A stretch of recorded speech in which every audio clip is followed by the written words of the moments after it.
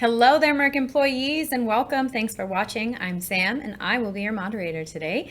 In just a minute, we'll be joined by Wesley Boudreaux, who's one of our financial advisors, and he is going to be walking you through a live, real-life example of a 59-year-old couple that he successfully helped retire.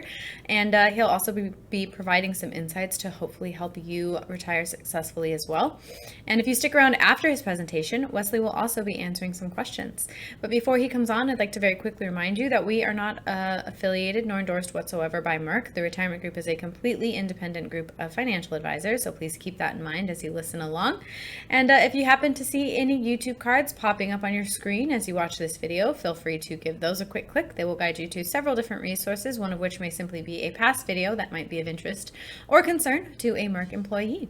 And without further ado, here is Wesley Boudreaux. Hey, Samantha, thank you for that introduction. Like she said, we're going to be talking about really our cash flow analysis or our financial plan that we provide for clients as well as prospects, complimentary. And I'll kind of walk you through the story of John and Jan. Change the names. I'm not going to give you their full date of birth and everything like that, obviously, but it gives you kind of a quick, typical story of what we see when we sit down with individuals that are trying to figure out, okay, can I retire? Am I on the right track to retire? What changes do I need to make, and what's it going to look like over the next 20, 30, maybe 40 years in retirement? So we'll kind of walk you through that, but obviously take this as an example. Everybody's unique and different, so it gives you an idea of what that process looks like. But it's really important if you've got questions for yourself that we can kind of set some time to go through this on a one-on-one basis for you as well. So we'll talk about them. We'll talk about some typical considerations you need to look at when you're planning for the future and going from accumulation to distribution. And we'll give you a summary and then talk about that planning process as well. Excuse me. So first, John and Jan, again, I mentioned kind of changed the names, and I'm not going to give you their date of birth, but they're typical. They are actually not too far apart in age. I think it was about 10 months or so, if I recall. But John was about 57, Jan about 56. And they called in. They were originally having questions about John's pension plan and wondering, okay, when's the right time to actually retire and elect this pension plan? Their initial thoughts have always been that, hey, we're going to work till age 62. That's when we can turn on Social Security. They had questions about, is it best to turn Social Security on at 62 or should we defer to 67? That's a whole nother story, but it does incorporate itself into the cash flow analysis. So we do provide a Social Security analysis as well. We can get into that later if you have questions on it. But ultimately, they were thinking 62, but lo and behold, they've had a couple of grandkids popping out here recently, and they just had their second one. It was about, I think, 2-3 months ago or so when we first sat down and did this plan. So they were curious, okay, could we retire a little bit earlier? They were thinking about age 59 because they knew they had heard about 59 and a half being the rule where you can take distributions without the 10% penalty. I'll elaborate on that a little bit here later in this webinar. But again, they've actually done a great job. John was lucky enough to have both a 401k and a pension. Jan, in this case, didn't have a pension option, but she did have a 401k she's been saving to. They've also got their expenses are going to likely reduce in retirement. They've been doing a good job of saving, and they've been paying down their mortgage. They've only got about 5 years left of that mortgage. So that will actually drop off in retirement. So we looked at some of these figures that they gave us. I'll show you in a moment, and kind of did some napkin math and realized, hey, they're probably going to be in good shape. Let's figure out what does it look like from a long-term perspective and put a plan together. So based upon those initial goals and gathering some of the data from them, usually what happens is we'll, it depends upon how much information you have offhand. Once we start having a conversation, if you're curious about this, we can kind of jot down some of the numbers you may have high level. If you want to dig deeper into the details, we can send you some information, how to run a full budget worksheet, how to log in, find your different data, whether it be your 401ks, your pension assets, outside assets, things like that. And then we can really get into the weeds on that if you want to, or you can keep it high level depending upon what you know. But just in that initial conversation, they had some of their figures. So we kind of talked about it just with experience and running simple napkin math. I would let them know that, hey, given what you guys are trying to achieve, you're going to be okay. The question, though, is what's it going to look like? It's one thing to say, okay, hey, we can take a, say 4% withdrawal rate or something like that and survive. But it's another thing to say, okay, well, how much money will we have in 20, 30, 40 years? What are our goals? Do we want to write our last check on our deathbed? Do we want to pass it all to the kids? Do we want to pass some to the kids, some of the beneficiaries? Do we want to actually pass some of the money along to the kids while we're alive so we can enjoy the benefit of giving to those children? Do we want to support the grandchildren? There's a lot of different variations in which you can actually look at. And also, once we run those numbers, we back into, okay, yeah, it's one thing to have that money, but it's another thing to keep that money. What are taxes going to look like? Are we able to efficiently manage this portfolio so that way you're taking distributions so that you maximize what you get versus what Uncle Sam gets out of there as well? So again, it's really important to kind of run through those and see what all those different possibilities are, and not just say, hey, yeah, I'm okay, let's move into the investment philosophy. By running through a cash flow analysis, that'll let us know what you need to achieve, and then we can help you with the investments more appropriately from there. So this is a quick kind of a glance or a list of some of the things we'll end up needing for that cash flow analysis. Like I said, a lot of these you might have on the top of your head. Others you may need to go back and log in and find some of that information, and we can set some time to do that at a follow-up call. But generally speaking, obviously names, dates of birth. We want to look at what you're planning for, your age, your desired retirement date. So I left this blank. We talked about John and Jan. They actually had initial one, then a potential secondary one, and then we'll talk about a third one that we really kind of uncovered through this process. And the biggest one is your desired spending. So I need everybody to make sure they do focus on that, because that's one of the biggest pitfalls we run into is individuals saying, hey, I'm going to spend $5,000 or $6,000 a month, plus taxes and inflation. But in the reality, they turn around, they retire, and they start spending, $6,500. They spend extra $1,000 or extra $2,000 a month, and that very quickly can have a long-term effect on the portfolio structure and the cash flow analysis. So it's really important to understand that, and we tend to suggest that you gross up to be more conservative there as well. We want to make sure that we do plan for inflation in this standpoint. We'll talk about that also. Excuse me. What source of income do you have? Are you or do you have Social Security? Most of us are going to have Social Security, or maybe a federal pension or a state pension if you're a teacher or work for the state or the federal government. What type of assets do you have? Have you saved it in a 401k plan? Are you lucky enough to have a pension plan? Have you saved outside towards retirement, whether it be a brokerage account, a bank account, an annuity, real estate? There's a lot of different options there. And at the end of the day, the question is, okay, do I have enough between my Social Security and whatever other source of income I may have, whether it may be rental income or my own personal annuity, or maybe part-time work as well? We didn't mention in here. A lot of people do retire, and they go back and get part-time work, maybe not because they need it, but just because they want something to enjoy, because they've gotten bored possibly or so. A lot of times when we talk to individuals, they're busier than ever in retirement. So again, everybody's unique and different. And in some cases, one of the spouses may want the other one out of the house for a little bit of time, so they go and get a part-time job. So all those things can get factored in here, but ultimately you need to make sure your combination of your income sources and your ability to draw from your assets meets those spending needs, and it'll meet those over the next 20, 30, 40 years or so. So let's get back to John and Jan. I'll give you some updated numbers for them. Now, obviously, I kind of rounded some of these to make it simpler for this, but I'm not going to give you their dates of birth, but they were 57 and 56 here this year. And again, the desired date was initially looking at age 62 because they thought that's kind of coinciding with Social Security. But then they said, with these grandkids coming along, can we go earlier? Let's look at about a year and a half out at 59 or 59 and a half. Can we do that? So that's what we were focused on. As far as their spending, like I mentioned, they had that mortgage that's going to get paid off. They're spending about $6,000 a month on their normal expenses, and they got about $1,500 a month on that mortgage. And I want to stress, when you have a mortgage, we want to know what the principal and interest payment is, because that will eventually be paid off. Plus, it doesn't grow with inflation. Now, obviously, we still have, you've got your property taxes and your insurance on there. That's still going to remain, and it's going to grow with inflation as well. But their income, actually a pretty healthy income, both of them. John had $120,000 and Jan's making about $80,000. So this is the first thing that kind of jumps out to me when I'm talking with somebody. Between the two of them, they got about $200,000 of income, but they're telling me, hey, Wesley, we're only going to spend $6,000, maybe $7,500 of spending in the first couple of years retirement, then drop down to $6,000. So there's a bit of a disconnect there. Obviously, even if you factor in taxes and contributions to 401ks, they were likely bringing in more than that $7,500. So I'd want to just double check, make sure that those are accurate numbers. They can get by with only that $6,000 plus $1,500, or do we need to gross that up? Now, they actually told me, I think it was about $5,700, so we grossed that up to $6,000. And the beauty of the tool is that when we run through here, we'll back into the max spending levels, so you kind of know what your thresholds are as well. So you don't have to be 100% accurate on that first trial. I usually call that the rough draft, if you would. We go through the process, figure out where we are, and we can make some tweaks and deviations from there. Excuse me.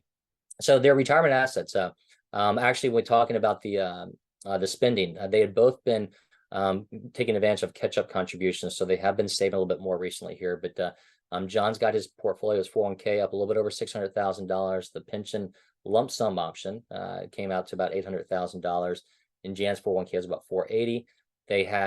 They've got some cash on the side in the savings account, excess savings about $50,000, and a brokerage account about $100,000 they have at Schwab, which actually is the same firm we use for clearing. So fast forward, if you're working with us, most of the accounts we work with, we will have them on the Charles Schwab platform. So it's making it easy with that conversation with them as well, because they know how that platform works. As far as retirement income, they didn't have their Social Security estimates, but if you've got your Social Security statements, we can grab it from there, or again with that income as well as the your date of birth, we can run an estimate. We were going to look at 62 for them. We'll also compare 67, so they know those options. And for that pension we talked about with John, he has the option of either taking a lump sum or an annuity. And the joint and survivor annuity option we looked at was $3,700 a month, starting at 58 and $3,900 at 60. So we're kind of between there and using that for the actual plan as well. And as I mentioned, going back to that income, that also can, if you're, let's say, if you've got 3 or 4 or 5 or 10 years to retirement, by understanding your income and what percentage you're contributing to your 401k, we also factor that in. So you may have a couple more years of additional savings. We might put in there, okay, you're putting in 10%, company matches 3%, so 13% of, let's say, $100,000 is getting saved for the next couple of years as well prior to retirement. So some of the different things that we're looking for in this case was just running 2 scenarios and then potentially more beyond that. So really the scenario was they want to see if they can do 59. That 62 is now out the window if they can. We talked about napkin math saying they probably would be okay. So they want to see what the long-term aspect looks like for age 59. And the question becomes, okay, on John's pension, does he take the annuity or the lump sum? So instead of just, having a guess or saying, hey, I want one or the other, we decided to run 2 different reports to show those side by side so we can see how it looks in the long run. And we do have a lot of other webinars going on pensions, and also if you've got company specific pensions, we can go through those details. But generally speaking, the annuity is going to be beneficial for you if you want longevity protection, because it's going to continue to pay for the rest of your life. However, inflation is going to erode that over time. Also, you're not going to have a cost of living adjustment in there usually. And then again, God forbid something happens to you sooner rather than later, then the company can keep a lot of that. The pension lump sum is going to give you more flexibility for management of it on your own, distribution to your beneficiaries in a better manner. But it does come with some risk if you mismanage that or spend through it too quickly. So these are all conversations to have, and running the cash flow analysis is a good way to do that. And the alternatives would be, like I said, that cash flow analysis will back into what's the max you could spend and as soon as you can retire. So we'll have a conversation about that with them. And then if we want to run any alternate scenarios, we can do that. As far as the typical things to consider when you're looking at a cash flow analysis or a financial plan, to remind us and let us know, and we'll go through this with you, is longevity. That's a big one. So the biggest risk to a retirement portfolio is living longer, making it to age 100, 110, who knows? But again, everybody's different. I've got clients that, they've got parents and grandparents that made it into late 90s, even their hundreds or so. Got others that unfortunately are, second generation factory workers, and they don't have much expectation making it to their 80s. So it's really important to understand that. And again, that's different from couple to couple. You might have a husband that doesn't have longevity on his side, and you got a wife that does have longevity on her side, and she may be a little bit younger. So you got to plan for those different age breakdowns and not just focus on that one person. Look at that long-term aspect and making sure that he or she is taken care of if you were to pass away as well. What are your spending needs? Again, we focus on what do you need, and we gross up inflation and taxes there. But a lot of times it's focused on the needs versus wants. Sometimes we want to make sure our needs are covered by Social Security or maybe another form of guaranteed income. And also it could be fixed or variable. So let's go back to John and Jan. Another aspect, and we talked about this after running the first scenario, is, okay, what if maybe they want to spend, an extra $15,000 a year on traveling for the first 10 years, then maybe drop that down to, $7,000 or $10,000 for the next 10 years. Maybe they wanted to add in a new car every 10 years. Maybe you've got a daughter that's getting married in a couple of years. You have to pay for a wedding, unfortunately. There's a lot of different things you can put in there, so we can be as detailed or as generic as you want to, but we need to start somewhere, obviously. As I mentioned, we gross up for taxes. The rate of returns, we tend to look at a very conservative rate of return. We do run a Monte Carlo simulation, so you can see variations. But generally speaking, we back into saying, okay, let's just run a 5% rate of return to be very conservative, 5 or 6%, and we can actually guarantee 5% right now in money markets even. So if you're looking at that, then we know if we're going to tell you, hey, you've got the ability to retire now, we're going to be certain about that. We're not taking any additional risk and running it for, let's say, an 8% return, which is very subjective and could be detrimental to telling somebody, hey, you could retire if you think you're going to expect an 8% return forever. Then it also brings in distribution plan. I mentioned before, how do we actually take out those assets? What are some of the tax beneficial strategies? What account do we take it from, or what combination do we take it from? RMDs come up, whether you are going to be at 73 or 75, you'll be forced to start taking withdrawals eventually. And that backs into whether we want to look at Roth conversions prior to that. And then your legacy planning. Are you, again, looking to write that last check and be happy about it?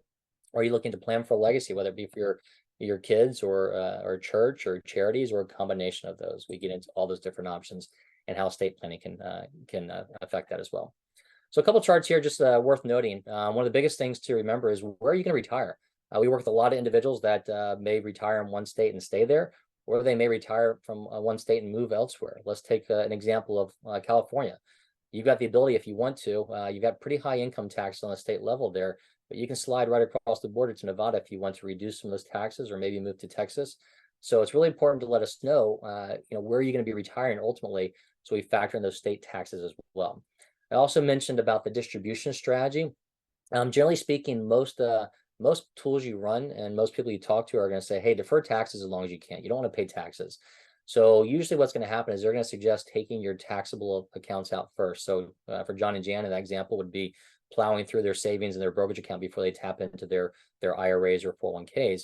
But in reality, that's not the right thing to do, because what happens is, yes, it saves you taxes the first couple of years, but now you've exhausted those sources, and now everything's going to be taxed. A combination of your Social Security and your retirement distributions from your IRAs.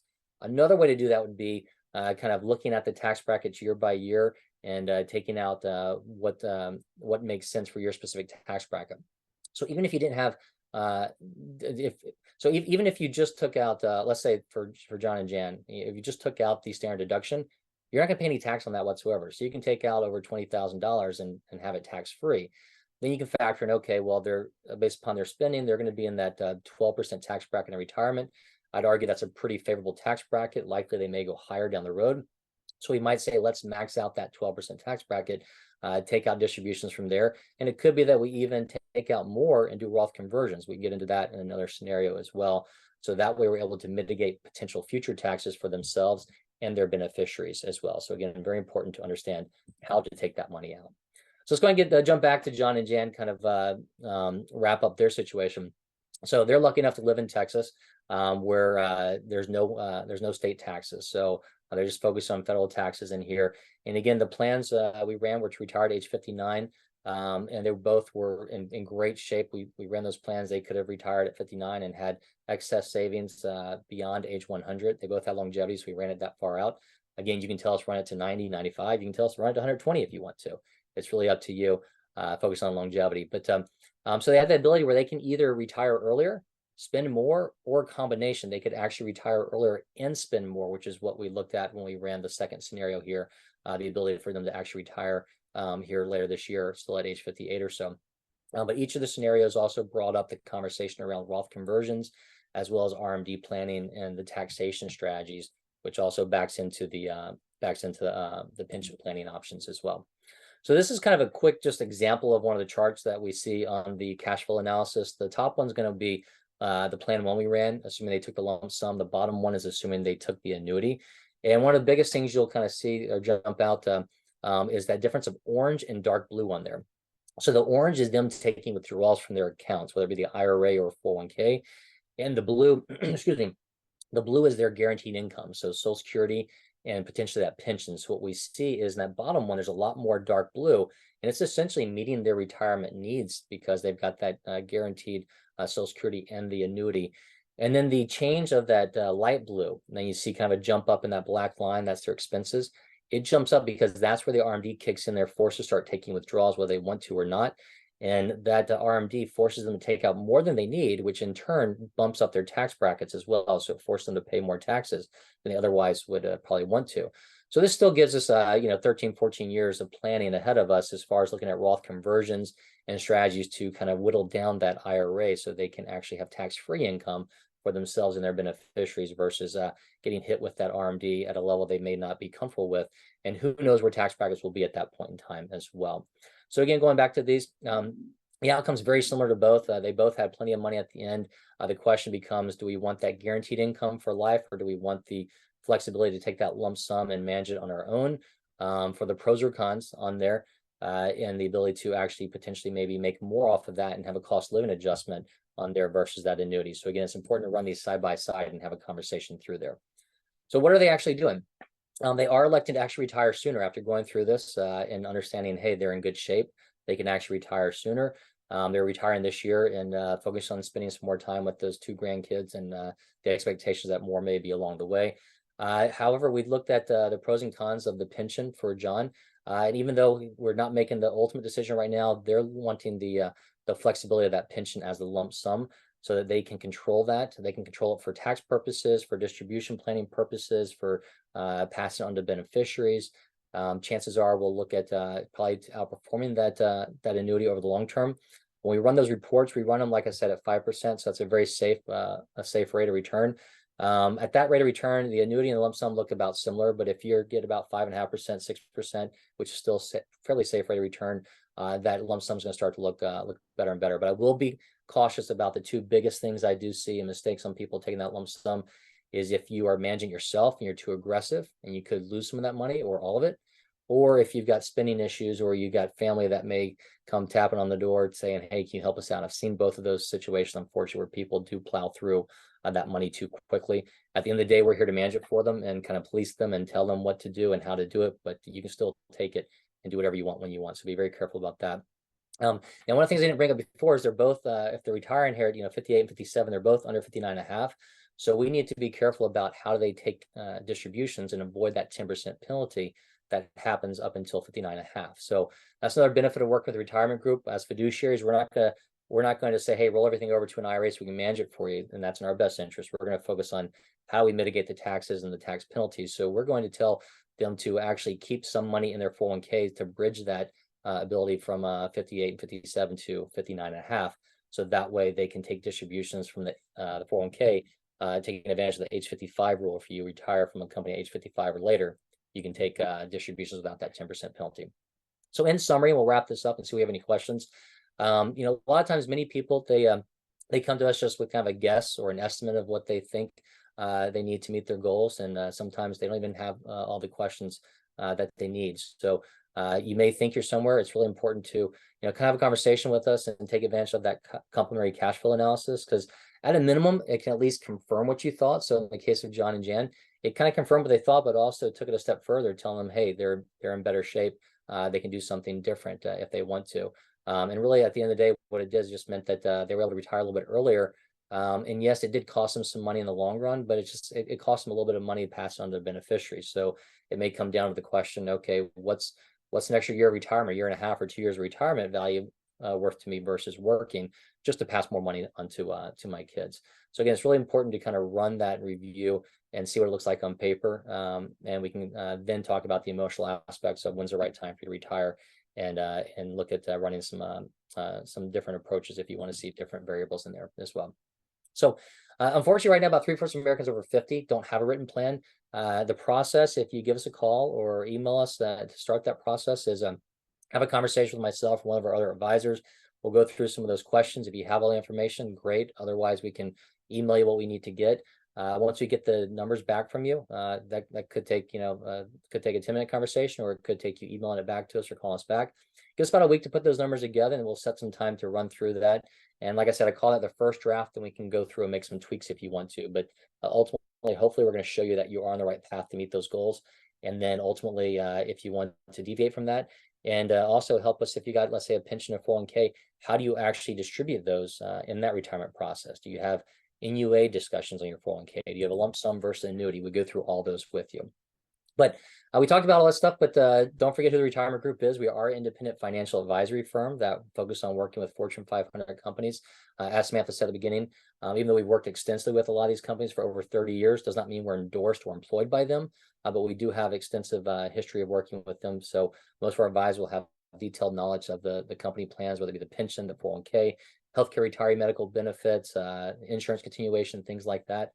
We do have offices throughout the country, so rest assured, if you need to sit down with somebody face to face, we can likely accommodate that. But obviously, this day and age, it's easy to have web meetings or phone calls to get the ball rolling and get this first draft, if you would, put together. And then at the end of the day, we've talked all about this complementary cash flow analysis. So that's the one thing to take us up on. And it's important to understand what your goals are and what you're trying to achieve before anybody backs into giving you investment recommendations and advice.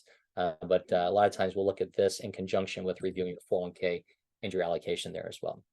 So I'll see if we have any questions come through, but while we do that, I'll leave these up on the screen. We got a couple QR codes to access our LinkedIn page if you want to follow along there, get more company specific information.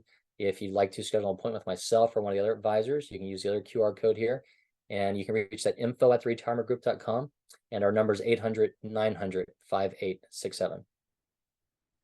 Thank you, Wesley. I think that's really cool to see it really puts it in perspective to get to see an example like that. So thank you. Yeah, and they don't take, they're not as intensive on your end as Right. what you may think, just so people know that. Like I said, it could be literally 5 minutes or 10 minutes of gathering some data, and then we can get that detailed plan Yeah. together. Yeah. And it's definitely worth it. Alrighty. Yeah, we're just going to answer a couple questions and we're going to try to keep it short. First one, how can I handle health insurance until I'm eligible for Medicare if I'm retiring before the typical age? Okay, so that's actually a big one too, and unfortunately, there's a lot of moving targets there. And I didn't mention that in John and Jan's situation, but like I said, John was lucky enough to have a pension. He was also lucky enough to have retiree medical benefits continuation for both of them. So that's a really great option for some companies we do work with, but a lot of times you may not have that option. So what you're going to do is either you might have a company continuation, or you might have to go out on the on the healthcare marketplace and look at the different options through the Affordable Care Act that's available to you. If you look at it right now, and let's say we're going back to John and Jan with their income level, it's going to be pretty expensive. But if you fast forward and say, okay, wait, we're retired, they focus on what your projected income is. So it's not going to be as expensive as you may think.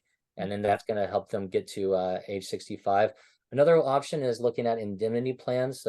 You'd have to consult with a healthcare advisor, but where you can actually, sometimes it's a lower cost than the Affordable Care Act would provide. But essentially what happens is you choose one that may pay a multiplier of what Medicare pays.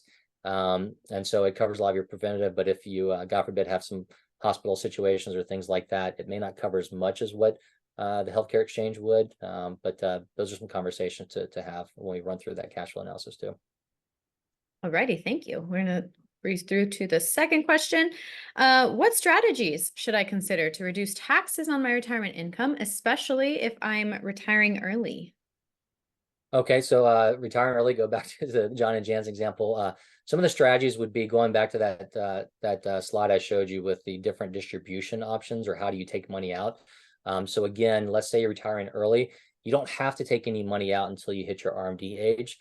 So you've got flexibility. Let's say if somebody retires at 60, they've got 13 years or so before they have to take distributions, or it could be 15 if depending upon their age when they retire. But what happens is you can take out distributions and mitigate that tax the tax risk, and we look at each specific year. So for instance, right now we know what tax brackets are for 2024 and like the 2025. We don't know what's going to happen in 2026 and beyond.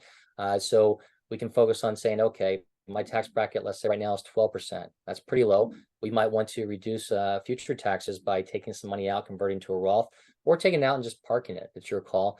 Get up into that 22, 24% tax bracket, you can still do so, but that break even becomes a little bit longer. If you're still working, it may be something you wait until you're retired.